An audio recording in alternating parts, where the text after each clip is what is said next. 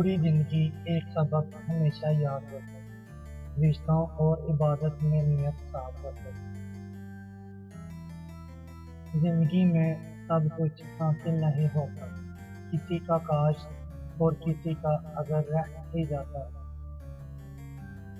मुस्कुराहटें झूठी भी हो सकती हैं। इंसान को देखना नहीं समझना सीखो।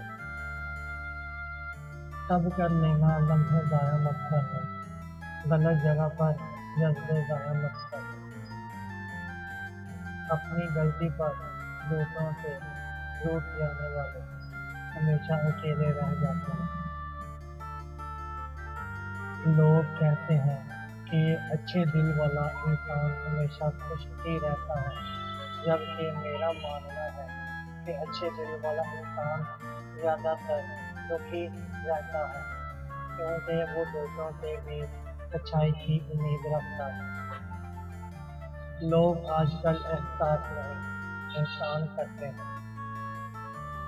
इंसान के लिए मुश्किल ही नहीं, बल्कि बहुत ज़्यादा मुश्किल होता है कि वो अपने जज्बात पे जंग करे।